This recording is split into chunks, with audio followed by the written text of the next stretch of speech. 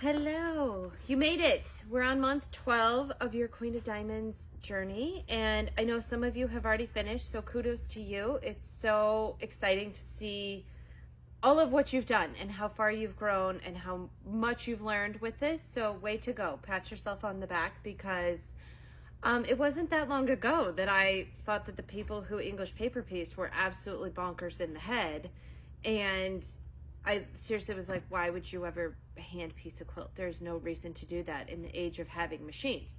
But what I have found, and I think many of you have found too, is that once you start it, there's a very therapeutic, like meditative quality to it, which is really exciting. And I'm glad that many of you have gotten to share in that. And it really brings me so much joy. All of you, some of you in the beginning said, oh no, I can't do this. I'm not good at this. And if you just stuck with it, like some of you may go, yeah, this isn't for me, but I think a lot of you have really kind of caught the bug, and that's so exciting for me to see, and all of us who wrote the pattern here at Pink Door. So thank you so much for joining us with this. It really warms our heart, and we're so glad that you've been a part of this. So thank you for that. We're almost there. So as I mentioned last month, we're going to keep this group going. We're not going anywhere. We may be cutting lots of fabric and not able to monitor the Facebook group as much as we would like, but we're here for you. Free Spirit's still here for you. There's going to be lots of community still going on in this Facebook group, so thanks for joining that. And these videos will remain available both in that as well as on YouTube. So if you're not on Facebook, you can go and view them there. So without further ado, this is a block that I've made. I did this in kind of basics just so that you could see it a little easier and it's not so distracting from print fabrics. So what I want to do is, once you have all of your blocks made for your entire quilt, there are going to be some that will be half blocks. I'm going to go over how to trim those. There will be some that are going to be the full blocks like you see here. You're going to have some that are little triangle blocks. What you want to do is, as long as all of those are done, you're going to have your seam allowance on the back. So when you go to remove these, you're going to be gentle. If you if you glue basted, you're just going to be gentle. And I can show you, maybe we'll switch to a quick overhead. So you've got all your paper pieces in here. I've already taken this center out because you'll learn, if you haven't already, that as long as that piece is completely surrounded, you can remove those pieces. So because this one, if I needed to sew this piece to another piece, you're still going to want that rigidity of the paper in there so that you can do that. If you take that out, then you don't have that anymore, and it makes it more difficult to do. So as long as you can start taking your papers out once it's completely surrounded on all sides. And so I understand that you're going to go, well, that's not what she's saying. This isn't surrounded on all sides. I shouldn't be taking it out. But this is the completed block. This is now what is going to move towards final assembly. So in your pattern, that's going to start on page 66. So we talk in there about removing all of your papers. We prefer the purple thing. It's literally called the purple thing. And so you don't have to have this. It's something that we find handy, because what it does, I'll show you, is it kind of helps you. It's got a hook edge and then kind of a 1/4 inch like scraper edge. Both pieces are helpful. And so I use these just to kind of help lift my fabric up and away from the papers. And so just be gentle. I mean, don't go ripping them out, because you don't want to tear those stitches that you've spent so much time doing. This one's a little bent at the end because I've been dragging it around in a bag. So you're just kind of lifting your, if it's stuck, you just kind of give it a little bit of, don't go crazy, but just kind of gently lift. And I move around with these and just kind of peel that back. We'll talk about this in just a little bit more detail in a second. If this corner happened to have gotten kind of closed shut, as you can see close in there, you can see these little tiny stitches. Don't tell Jody Murphy. She would be ashamed of me that I didn't use black thread here and white thread here, but we're going to pretend. You can see where I knotted off in that corner. If you happen to have caught more fabric in there, mine is just barely, you'll see this little tiny pucker. We've talked about this a little bit. Don't stress about this. If it's really bad and you really took a big bite in there, then you can pop that stitch just a little bit. And all of this, we're going to be machine sewing this now. So don't stress about it. Oh, that one got connected to the other side. Don't stress about it because we're going to be machine sewing. And so this will get caught up in your seam allowance. So just don't stress about that. Life is too short for that. So as you can see here, my tails are kind of going a little bit wonky. And so because all of this is on the bias, you don't want to be too rough with these because it's going to stretch. So I just kind of finger press these. You could also use a seam roller if you didn't want to use heat on this. And so in a perfect world, my seams would have nested a little bit better here. I'm not that stressed out about it. This is why we have irons. But as you can see, these papers have been removed. And so these are tight seams here at the end, where you can see that there's a lot of them coming together. And so we're just going to kind of press these, finger press them, and then I'm going to starch this a little bit. I really like the starch just because it's going to help give everything a little bit more body and keep everything from stretching. So we're going to have a little lesson in ironing today. Well, I should say pressing, not ironing. We are not going like this. We're not scrubbing. We're pushing down and keeping it stable. I'm going to pull this guy out just so that I can show you how to press these. Tula, if you'll remember, it's been a few months since she did a video on this, but if you want to go back to the archives of the videos that she posted, she decided to do this along the way because she was putting her Mick Jaguar border, these on each month rather than waiting till the end. Either way is fine. Some of you have opted to do that. I will go into that after we go through this. So I've broken this video up into kind of two parts so that we can go through all of those things in greater depth. So right now I'm just showing you how to remove these papers and press it. And so this is where this purple thing kind of comes in handy because you can hold this down and you don't burn your fingers. So what you want is for these exterior, and I'm a fairly liberal glue baster, so if you're not, just turn away. I like it to stick and not move, so that's my own personal preference. And so with these, you know, it gets a little wonky. I'm not super worried about this. I'm just going to kind of be holding this down so that that seam is as flat as can be. So then what I'm going to do is I'm going to take a little bit of my spray starch. Let me make sure that it's open here. This one hasn't been used in a while. And I'm going to give it a fairly good dousing of this. In a perfect world, you would have removed all the papers, but for the sake of television, we're going to leave them in today. And so, like I said, I'm just going really light with this. My fingers have been burned a time or two, so I'm not too worried about them getting. And I'm just going to kind of hold those seams. You'll notice that I'm not ironing aggressively. This is not aggressive ironing. This is passive ironing. And so you're just going to kind of move these around to get those seams to lay really nice and flat. Like you'll see here, this is, I'm sure somebody who has more English paper piecing experience than I would tell me that I need to make these just lay down super nicely. As long as they're laying fairly flat, that's good enough for me.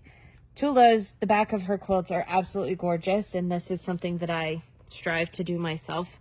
But I have kids and my sewing time is somewhat limited, so this is about as good as it gets.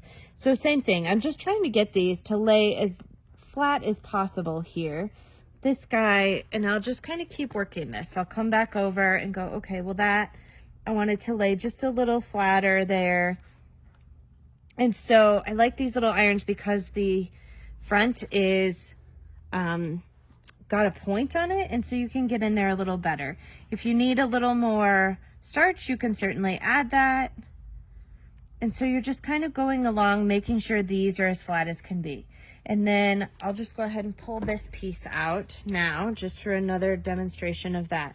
So I like this kind of hook end of the purple thing.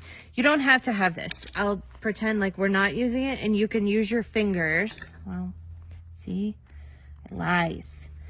You can use your fingers. I just didn't want to get too aggressive. The thing you have to worry about when doing this is that you have a 3/8 inch seam, but as you can see, that starts to unravel if you get really aggressive with it.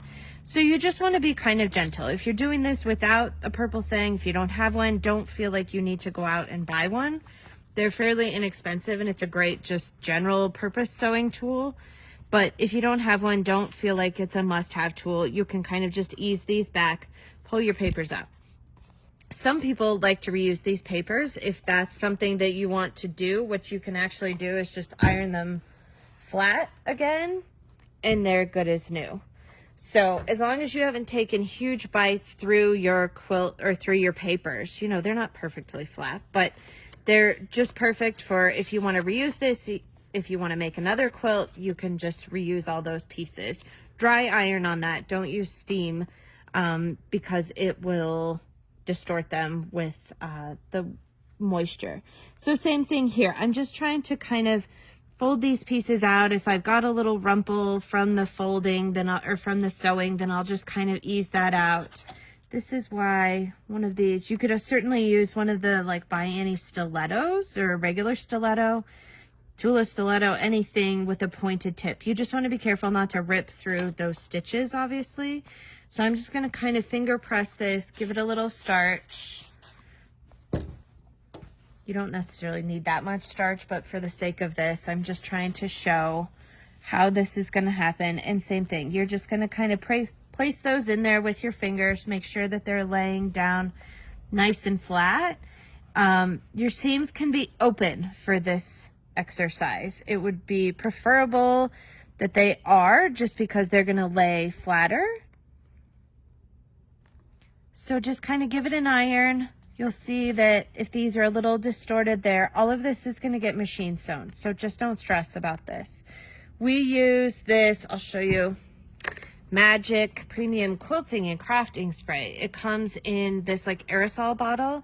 It also comes with a super fine mist bottle that's sold empty, and then you can buy refills of this or whatever you want to do. And then there's also like an aerosol can of these. I really like this. Starch is totally a personal preference. If you want to buy the stuff from the grocery store, I can't even remember. It's like Magic Press or something. Whatever works for you, and gets the job done, that's all that matters. So you'll see that these are all nice and flat now. And so that's sort of the help of the starch. And so the key to it is that you really, I'll do this last one and then we'll move on. You really want to see these. See, they get, sometimes the glue kind of gums up a little bit. And so it's not a big deal. Don't be super aggressive, like we said. We don't need to be ripping the fabric, but just kind of lift it back. And then it helps, I think, to turn this just a little bit. And then kind of keep going along. And so as long as, if you happen to have sewn, here are just a few troubleshooting tips. If you happen to have sewn, let's say one of these points, just kind of ease that. You can pluck that paper out. See, I just barely hit it there. If that happens and you've sewn through it, your paper will have a little hole in it, and so it should perforate fairly easily, and you can just give it a yank. If it's really not coming, you may want to snip that stitch with a really fine tip scissor, and then you could go back and sew it just a little bit.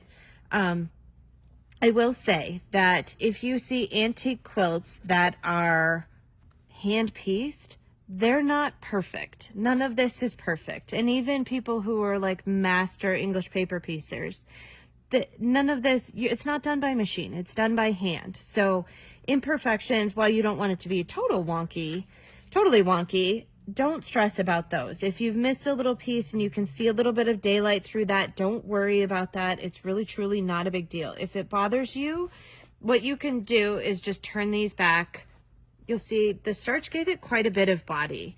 And so that's great, because then when you go to sew this, it's not so floppy. So you can see this side has been well starched and it kind of stands up on its own. This one has not been starched yet, and so it's a little more floppy. And so that's really the value of that starch. So last thing is we'll just do this side a little bit more. I actually really like the aerosol version of that because they're smaller droplets. And so it gets across your fabric a little more evenly. Again, total personal preference. The aerosol can is more like the Best Press, or not the Best Press. I can't remember what it's called in the grocery store. But whatever floats your boat is a-okay. I'm just going to lay that guy down so that he nests a little bit better with this. And just be patient. This isn't a race. I know ironing isn't everyone's favorite task, but somehow it's different when you're ironing for quilting versus ironing for clothes to wear. I myself have given up on clothes that require ironing. Seems like a lot of work to me. And so this guy, as you can see, here's another little troubleshooting tip. Do you see how there's a little bit of extra glue there? And so I'm just going to kind of pull it up so that it'll lay a little more flat. You don't want those rumples in it. If they're in there when it goes off to be quilted, it truly is not an issue. Your goal is to strive for it to be as flat as can be, just because then either the long arm or however you decide to quilt it isn't trying to run over giant seams, so it makes it a little easier. But that's pretty good. And so you'll see these edges are a little wonky just because we've pulled some threads and that sort of thing. Don't stress about that. You can still kind of see the ghosting of that line of where you folded it over the fabric. If you perfectly centered those things, and I don't think that this is something you should necessarily go off of. If you perfectly centered those papers with your 3/8 inch seam when you did that, this is the line that you're going to be sewing over when we do our Mick Jaguar borders, inner borders, or I think we call them the sashing, and then the other border is the actual border. So this is basically where you want to end up. I won't bore you with taking these other pieces out. I'm going to rip them out real quick. And through the power of television, we will be back shortly to show you how to put your Mick Jaguar borders on.